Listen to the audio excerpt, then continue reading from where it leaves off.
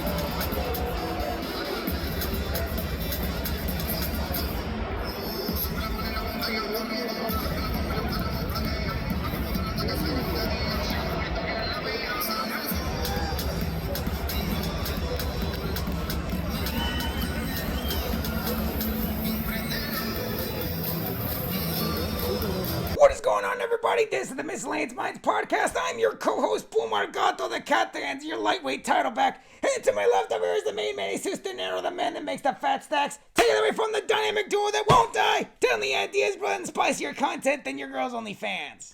What is going on, everybody? Before we get into tonight's topic, please make sure to like, comment, hate, subscribe, DM us about the bullshit, and with that, let's get right into it. So, as you guys saw, and as we said in our last video, we attended the Navarrete versus Valdez 2 fight. Look, listen, it was a great fight, great performance. If I'm being honest, it was really a great performance by Emmanuel Navarrete. It just seemed the whole night, he just had Oscar Valdez's number at every single juncture. From the very first round and on, man, it just seemed like Navarrete just had everything working for him in his favor. He threw perfect combination punches, good counter punches. He was stopping Valdez's onslaught because Valdez was moving forward the whole night. And it just seems like no matter what Valdez was wanting to do, it just seemed that Navarrete had some sort of answer for it. In the very first round, Navarrete actually got a knockdown. It was a little bit of a flush knockdown, so it wasn't too bad, but you could definitely tell that was going to set the tone for the night. As the night went on, second round and on, more and more, Navarrete just seemed to be putting it on him more and more and more. All the power punches that Navarrete was throwing, it really seems like they really were affecting Oscar Valdez. It seems like he was gaining his respect more and more. And that, plus the combination, plus the good counters, it was just not spelling a good night for Valdez. It's funny, before the fight actually started, me and my man were talking here, and we both, were saying, hopefully we see a good performance by Valdez, but we both had picked Emmanuel Navarrete to win, and as the night went on, that proved more and more to be true. In total, Navarrete ended up getting 3 knockdowns throughout the fight, the final one being the one that put Valdez down. As you guys saw in the previews that we put up, it was a beautiful body punch that actually put Valdez down for the final count. After that, he just wasn't going to get up. Listen, man, Navarrete fought the perfect fight against him. And if I'm being honest, Valdez had everything going against him. Navarrete was the bigger guy. He was laying down better combinations. He was cutting the ring off well. He was coming with that power that really affected Valdez. So it just seemed like no matter what Oscar Valdez was doing, Navarrete had some sort of response for it. It was a beautiful fight by Navarrete. Again, he did it perfectly. He fought the perfect fight. Everything that he needed to do, he did. He did better than he did in his first one. Unfortunately for Valdez, he came up short. And listen, Valdez made no excuses about it, man. He said at the end of the day, literally, no excuses. He lost. He took the L. He accepts it. Now, there's a lot of speculation about what's going to happen next for Valdez as far as his career. Some people are saying, hey, he needs to move on down. Some people are saying, hey, maybe switch up the coaches, so on and so forth. But, yeah, there's no viable path to glory in the 130 division for Valdez, unfortunately. Given that he's had these 2 back-to-back losses against Navarrete, a lot of people are saying, hey, maybe make a move down. The big boys at 130 for him, they're just too big for him. They come with too much power. And again, you could definitely tell that the punches that Navarrete was laying on him were definitely affecting him. So maybe a move down might be the best case scenario for him.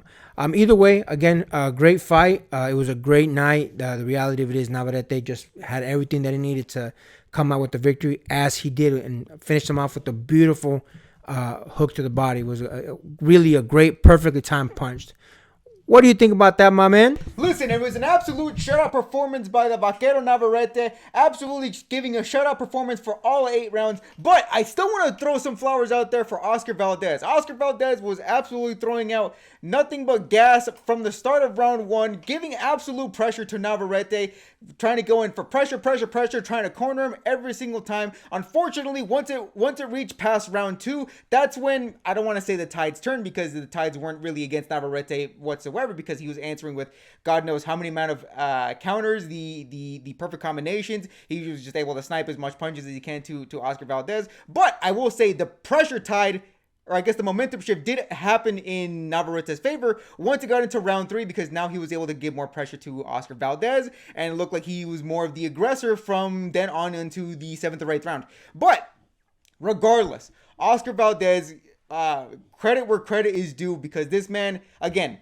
from the start of round 1, he was trying to apply as much pressure as he could. Navarrete felt that the tide was turning in his favor. So what did Oscar Valdez do? Oscar Valdez tried to play the smarter game. He realized that whatever pressure that he was trying to apply to Navarrete was actually turning to him unkind. So what did Oscar Valdez do? Oscar Valdez tried to do the smarter thing and actually tried to apply the clinch at very strategic moments, and even try to get some dirty boxing in there to give some damage to Navarrete, whether it's been on the smarter game or just trying to cut off any sort of momentum that Navarrete was trying to get in. But the fact of the matter was that Navarrete was able to give a lot more counters, a lot more flurry pressure to Oscar Valdez. I believe it was in the 4th or 5th round. He actually knocked Oscar Valdez's mouth guard clean out. And again, we've seen, if you look at the highlights, there was a couple of knockdowns. Again, there was a knockdown in round 1. There was I guess you could call it a sloppy knockdown, I guess, in round 3 or 4, where you could kind of contest whether or not it was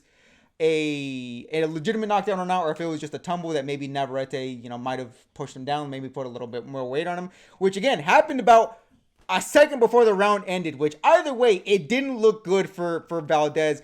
And then we saw the final knockdown in the 7th or 8th round, where Navarrete was able to give, I believe, a 3-hit flurry on Oscar Valdez. The first one capitulating it was a massive hook to the body, which sent Oscar Valdez flying down, and one final blow right to the side of the head, which again, from then on, Valdez knew that his goose was cooked at that point. Again, Navarrete gave an absolute shutout performance, again, from every single round, but Oscar Valdez, credit where credit is due, tried to apply as much pressure as he could at the beginning of the rounds, and when he realized he couldn't apply any pressure whatsoever to Navarrete, he tried to switch up the style. And look, whether or not it worked out in his favor or not, the fact of the matter is, Oscar Valdez, to his credit, tried to do every single thing in his fight plan as smart as he could, but every single time Navarrete had his number. Which, look, it isn't a knock on Valdez, it is credit to Navarrete, but credit where credit is due, Valdez tried everything he could to do everything he can to win that lightweight title. The fact of the matter is, Navarrete is just that good of a fighter. Yeah, man, listen, it was a great performance by Navarrete. Valdez did his best in there to try and get the dub. Unfortunately, like he said, no excuses. He came up short. Either way, it was a good fight, good night. The rest of the fights on the card were decent. There was a couple really good ones on there as well. It was an interesting night for sure. I'm looking forward to see what Navarrete does next. Also looking to see where Valdez goes from here now that he's on a 2-fight skid. Again, maybe, go down in weight, maybe change up the trainers. Who knows? Who knows what's going to happen for Navarrete? Nothing but good things in the future. Valdez has to do a little bit of introspection and see what's going to happen next. But either way, we'll keep you guys tuned. We'll keep you guys updated. And with that, make sure to like, comment, hate, subscribe, DM us about the bullshit, and until next time, get rest and stay blessed. We'll see you on the next one.